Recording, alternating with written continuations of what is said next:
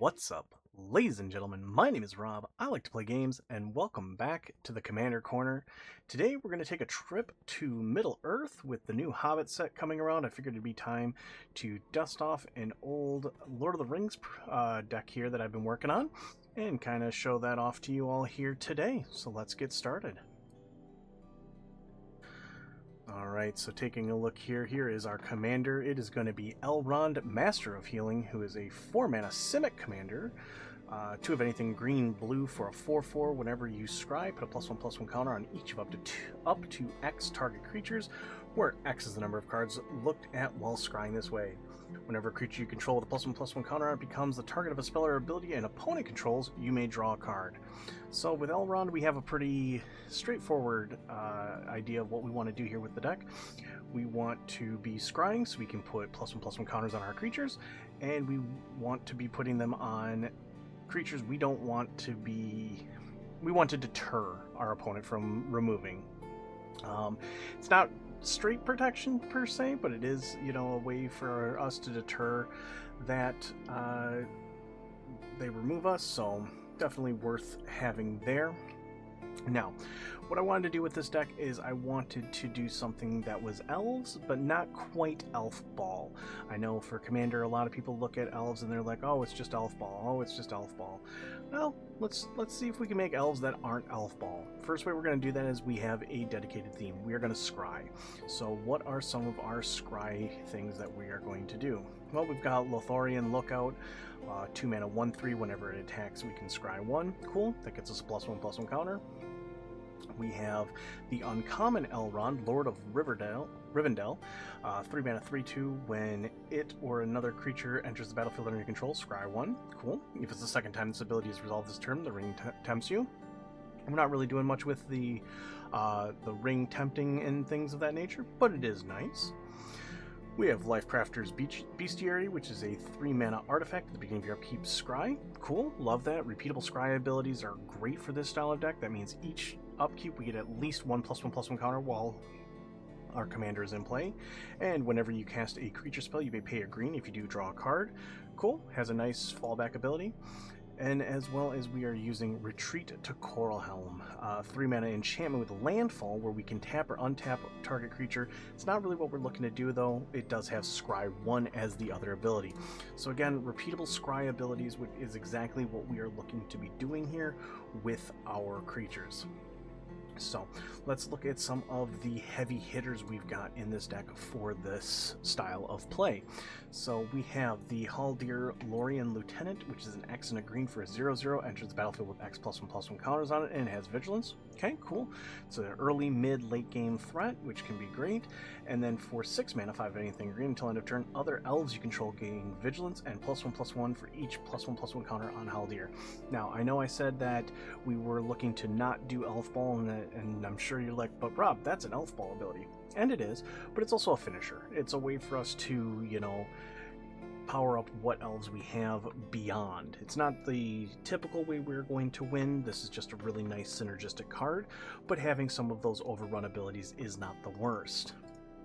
We're also running Hardened Scales. I don't think I need to talk about that too much, but we are also running Arwen, Undomel. It's a 2-mana 2/2. Whenever you scry, put a +1/+1 counter on target creature. Great. And then for 6 mana, she can scry 2. Again, repeatable scry ability is exactly what we want in this deck, as well as the fact that she's going to power up the rest of our stuff. We're running the green Ozolith, as well as Sphere Grid from Final Fantasy. We are running then also the 3-mana Arwen, 1 of anything and 2 green for a 2/1. Each other creature you control enters the battlefield with a number of additional +1/+1 counters on it equal to Arwen, Weaver of Hope's toughness. She's going to be a good target for us with Elrond to pump up some counters on it so that all of our elves come into play much bigger. We also have Chance Met Elves, which is a 3-mana 3/2. Whenever you scry, put a +1/+1 counter on it, but it only triggers once. Okay, cool. That's fine. It's a way for us to grow this card as we're already doing our game plan, and then allow us to put the +1/+1 counters on other creatures, like Arwen. We're also running some cards from the new Hobbit set. I wanted to explore some of these here, like Mirkwood Nurturer, 2 of anything in a Simic hybrid for a 3/2. When this creature enters, return up to 1 target permanent you control to its owner's hand. If you do, put a +1/+1 counter on this creature. This is going to allow us to get some additional enter the battlefield triggers, which is going to be great for that. We're also running the Necklace of Girion, which is from one of the scenes from the Hobbit set here. It's a 3-mana artifact. When you cast a green spell and whenever a forest you control enters, put a +1/+1 counter on target creature you control. It also has a mana rock. The reason I put it in the counters section is specifically because we're not really utilizing this as a ramp piece. We're using this as a +1/+1 counter machine. The ramp is just good in general. We're also going to run Dionysus, Elvish Archdruid, 4-mana 3/3. Elves you control have whenever this creature becomes tapped during your turn, untap it and put a +1/+1 counter on it. This is a big ability, triggers only once each turn. That does work for attacking as well. Dionysus is probably one of the better elf cards that have come out recently. Really powerful, straightforward ability there. Works with your mana dorks, just a great card.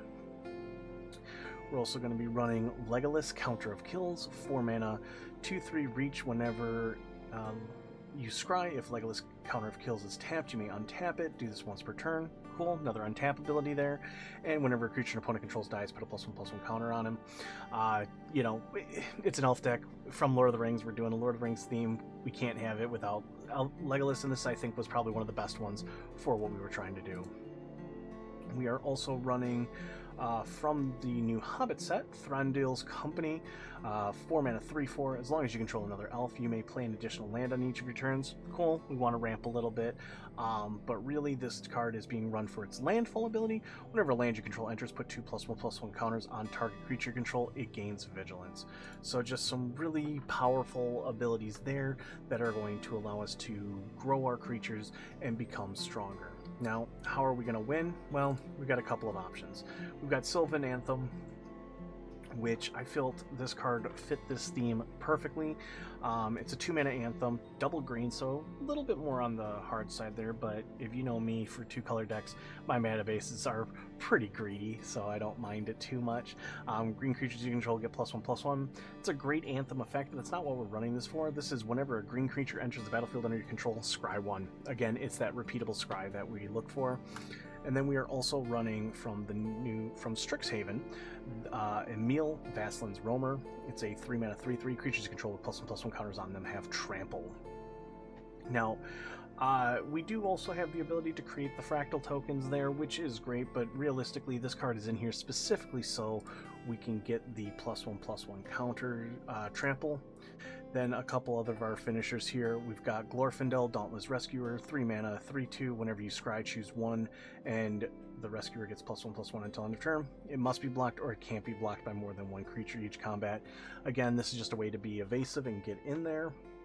It triggers off of all the scrying that we're already doing. The real finisher of this deck, though, is going to be the Herald of Secret Streams. 4-mana 2/3. Creatures with +1/+1 counters on them can't be blocked. Yep, that's all it is. That's pretty simple there. We're going to spread out some +1/+1 counters, and we're just going to swing and take players out. We are also running Mirkwood Channeler, 4-mana 3/3. Beginning of combat on your turn, target elf you control gains trample and gets +X/+X, where X is the number of forests you control. So again, a way for us to give something a rather large ability and the way to just get through and win the game.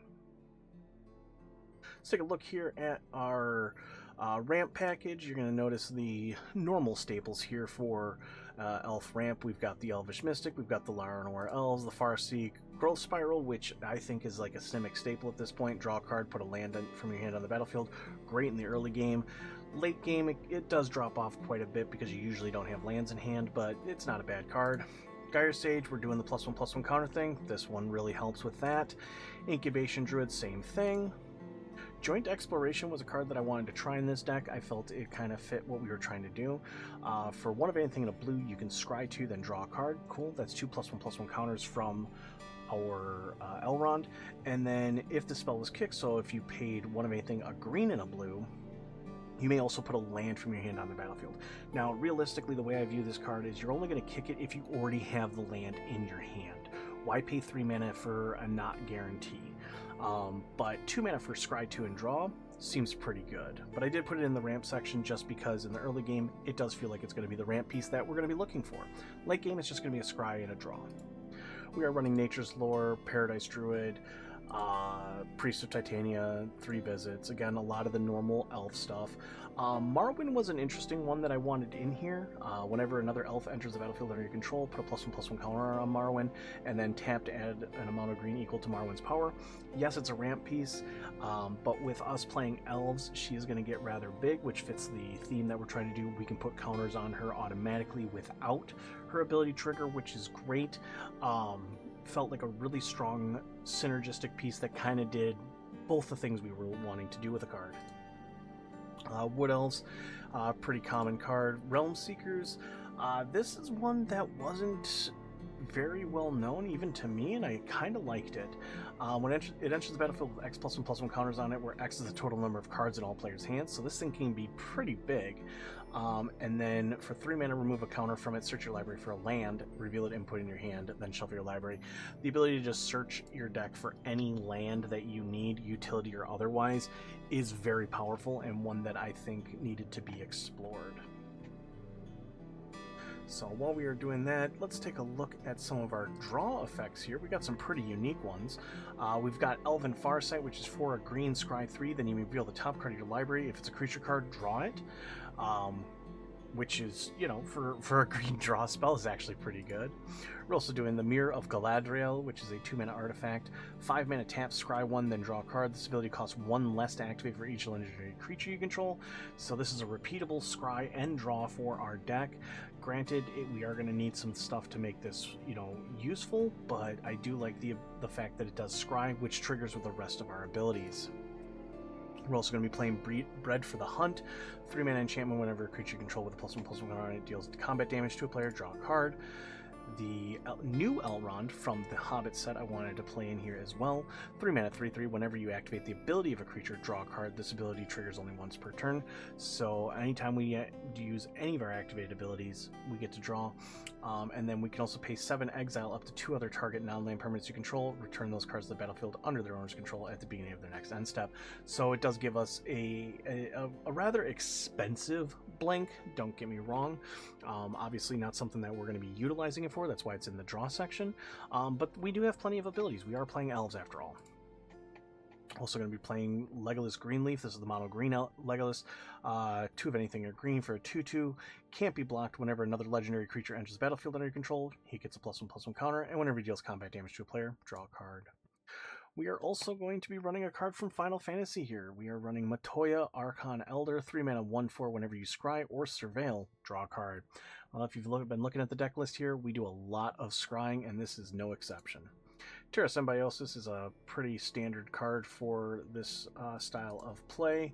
Arwen's Gift is another one that I kind of wanted to play around with.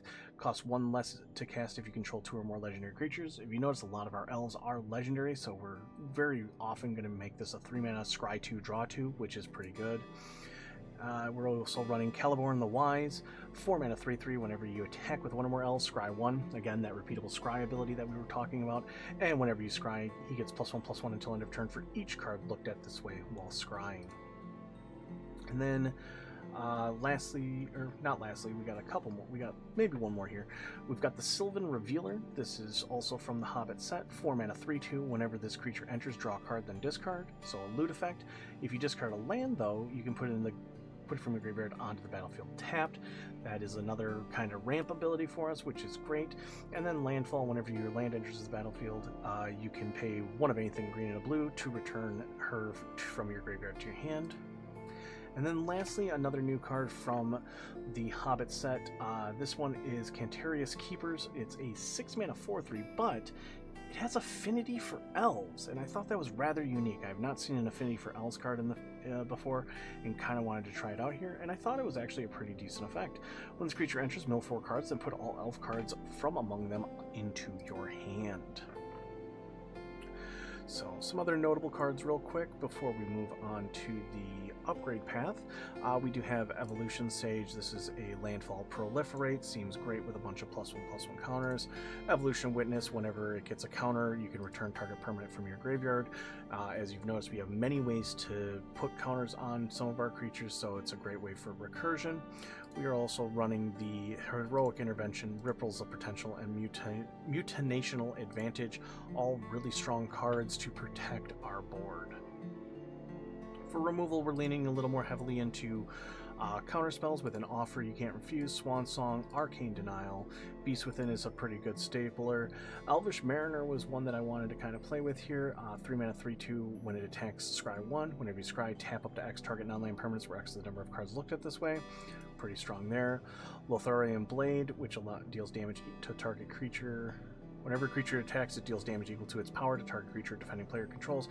Equips to an elf, so really good removal there. Rex Sage, Wave Goodbye, Raise the Palisade. All pretty normal looking cards and standard things that we would see in a +1/+1 counters matters deck. For the maybe board, I only wanted to touch on a couple of cards here. There are obviously plenty of paths we can go with. You can do Fierce Guardianship, which would obviously be very strong. The One Ring, which, you know, for a green-blue deck would be absolutely amazing. It is Lord of the Rings themed, so I would very much encourage that.